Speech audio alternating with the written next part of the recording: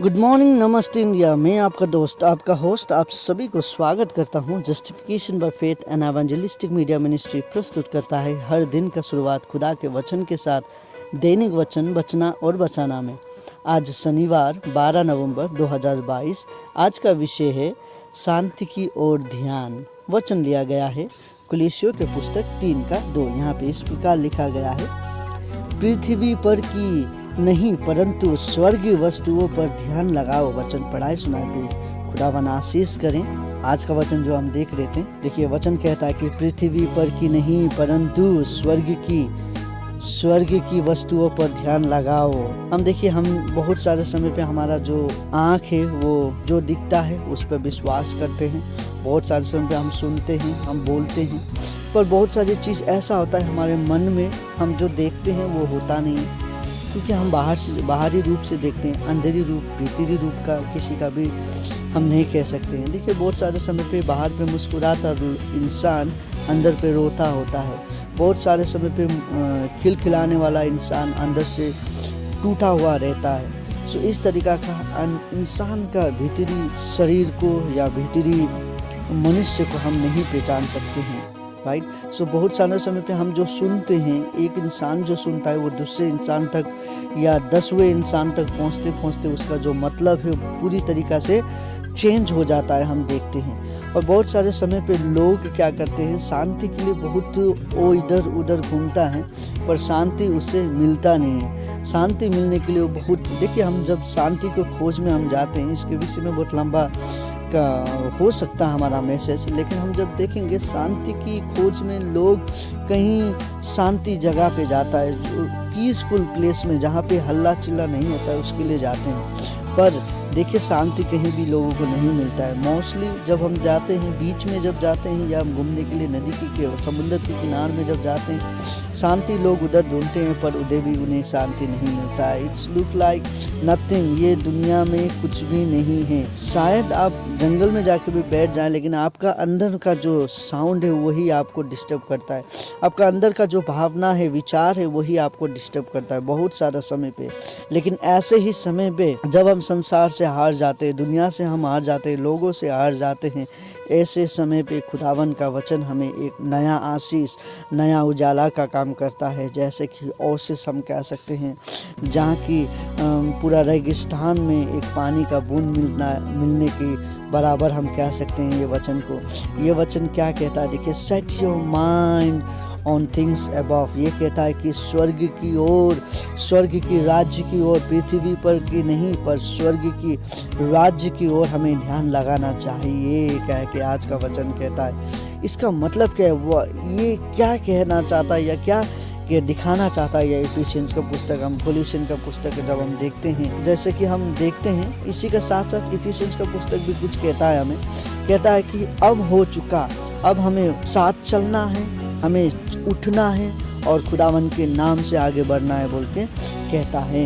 Efficiency की पुस्तक 2:6 में ये लिखा गया है। लेकिन हम जब कुलैसियों में देखते हैं, ये कहता है कि स्वर्ग की राज्य की ओर हमें ध्यान लगाना चाहिए। संसार में तो हम देखिए, हम संसार में पैसा कमाते हैं, हम जन्म लेते हैं, पढ़ाई करते हैं, नौकरी लेते हैं, शादी करते हैं, बच्चे पैदा करते हैं, काम करते हैं। सो इस तरीक़ा से हमारा जीवन चलता है संसार में। लेकिन स्वर्ग की ओर हम ध्यान नहीं लगाते हैं, क्योंकि हम ये संसार में यात्रीगण हैं। हम एक समय के लिए या संसार में रहेंगे, उसके बाद हम सभी को जाना है। इस संसार में ऐसा कोई व्यक्ति नहीं है कि जो वो कह सकता है कि नहीं ये मेरा परमानेंट प्लेस है। नहीं, ये संसार हम यात्री है। यात्री कुछ साल के लिए, हम 70-80 वर्ष के लिए हम आते हैं। कोई हार्डली 90-100 साल तक जिएगा, उसके बाद कोई भी इंसान रहेगा नहीं। सभी इंसान को एक दिन धरती छोड़ के जाना है। तो इसी प्रकार से बहुत सारे समय पे देखिए, हमारे पास 2 सच्चाई है। फिजिकल सच्चाई जो कि हम देखते हैं, उसको अनुभव करते हैं, छू के भी अनुभव कर सकते हैं, सब कुछ कर सकते हैं हमारे आसपास में जो भी घटता है। और दूसरा है आत्मिक सच्चाई, जो कि हमारा जो फिजिकल रियलिटी है उससे कहीं अलग है।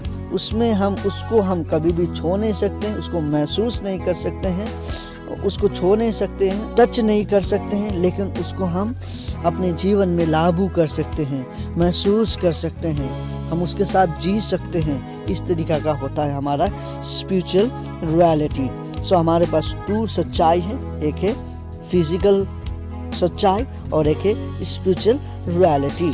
सो इस तरीका का जो हमारे पास है उसमें हमें जीना बहुत जरूरी है। जो कि हम कह सकते हैं ये बैठा है टूल, एक है संसारिक और एक है स्वर्ग की ओर। देखिए संसारिक में तो हम है, किस तरीका का दुनिया है हम सब जानते हैं, और आत्मिक जो है वो हमसे भी बहुत ऊंचा है और हम उसे महसूस कर सकते हैं, हम उसे प्रैक्टिस में लेके आ सकते हैं, उसमें चलने के लिए कोशिश कर सकते हैं। लेकिन ये सब करते समय पे हमें बहुत सारा मुसीबत आता है आगे पे। वो मुसीबत से हम कैसे निकल पाएंगे, उसके लिए हमें अच्छे तरीके से बैठना जरूरी है, सोचना जरूरी है, वर्शिप आराधना में रहना जरूरी है और प्रभु को अपना उद्धारकर्ता डिक्लेयर करना बहुत जरूरी है। अपने आप को स्थिर रखना, जो कि हम कहते हैं धैर्य रखना बहुत जरूरी है। हमारा जो ध्यान है संसारिक चीज़ों पे नहीं होके आत्मिक चीज़ों पे जब हम कन्वर्ट करते हैं, जब हम उसे शिफ्ट करते हैं संसारिक से आत्मिक में, तब हम आगे में कह सकते हैं यस, हमारा मेंटलिटी जो है, हमारा सोच जो है वो हमारा संसार के लिए नहीं पर आत्मा के लिए है बोल के हम कह सकते हैं। देखिए हमारे जीवन में हम अभी के लिए सोचते हैं, कल क्या होगा हम नहीं सोचते हैं। आज देखिए बहुत सारे लोग ऐसे हैं संसार के लिए, जीने के लिए, पैसे के लिए मार मिटने के लिए भी तैयार है। चोरी, मार मिटना, लोगों को लूटना, अपने परिवार को लूटना, अपने दोस्तों को लूटना, ये चल ही रहा है अभी का दुनिया में। लेकिन खुदावन ये सभी का हिसाब लेता है। खुदावन इस सभी का हिसाब वो अपनी तरीका से लेगा और खुदावन जब लेगा आप उनका जवाब नहीं दे पाएंगे। सो खुदावन के पास हमें रहना जरूरी है, खुदावन के साथ रहना जरूरी है। संसार के चीज़ों पे नहीं पर स्वर्ग की चीज़ों पर हमें ध्यान देना बहुत जरूरी है। इसीलिए हमें प्रार्थना करना जरूरी है। स्वर्ग की चीज़ क्या है? सबसे बड़ा आपका आत्मा। आपका आत्मा जो है वो नर्क में नहीं जाना चाहिए। सो स्वर्ग में हमें यदि जाना है या स्वर्ग में रहना है तो खुदावन के साथ हमें रहना बहुत जरूरी है। खुदावन आपको संसार का चीज़ों के लिए नहीं पर स्वर्ग की चीज़ों के लिए बनाया। तो स्वर्ग का चीज़ है आपका आत्मा को बचाना बहुत जरूरी है। आत्मा कैसे बचेगा? आत्मा को बचाने के लिए हमें प्रार्थना में रहना बहुत ज़रूरी है। खुदावन आपको, आपके परिवार को सच्ची राहों पे चलाने के लिए कोशिश करें, यही हम दुआ करते हैं। और हमें संसार की ओर नहीं पर खुदा की ओर और स्वर्ग की ओर देख के हमें अपने जीवन को बिताना चाहिए। यही मैं आप सभी की आगे कहना चाहता हूँ। आइए हम छोटी प्रार्थना करें। खुदावन आपको धन्यवाद देते हैं दिन उस समय के लिए आपने जो हमें दिया। खुदावन आज हम देख रहे थे हमें धरती की ओर नहीं पर स्वर्ग की ओर देखना जरूरी है और आज हम वही कोशिश कर रहे हैं हमारे जीवन से। आज जितने लोग प्रार्थना कर रहे हैं आपके लिए, आपके साथ खुदावन, उन सभी को आज जितने लोग प्रार्थना कर रहे हैं आपसे खुदावन, उन सभी को आशीष कर। वो भी चाहते हैं कि आपके साथ स्वर्ग की ओर ध्यान दे, क्योंकि हमारा जो धन है, हमारा जो मन है स्वर्ग की ओर लगा रहे बोल के आपसे विनती प्रार्थना करते हैं। खुदावन आज बहुत सारे लोग बीमार में हैं, बहुत सारे लोग चिंतित हैं, बहुत सारे लोग अपने परेशान में फंसे हुए हैं, बीमार में फंसे हुए हैं। सभी को तू चंगाई कर, सभी को आप आशीष कर, ताकि वो सब अपने आप को आपके हाथ में सौंप सके बोल के आपसे विनती प्रार्थना करते हैं। धन्यवाद देते हैं खुदावन ये जीवन के लिए, धन्यवाद देते हैं इन सभी को आपने आशीष कर के लिए, धन्यवाद देते हैं सभी का जीवन में आप परिवर्तन लेके आ, सभी को आप अपनी लाठी से चला बोल के आपसे विनती प्रार्थना करते हैं। खुदावन आपको धन्यवाद देते हुए ये छोटी प्रार्थना विनती यीशु के नाम से मांगते हैं, आमीन। खुदावन आपको, आपके परिवार को आशीष करेगा। आज का दिन आप सभी का अच्छा जाएगा।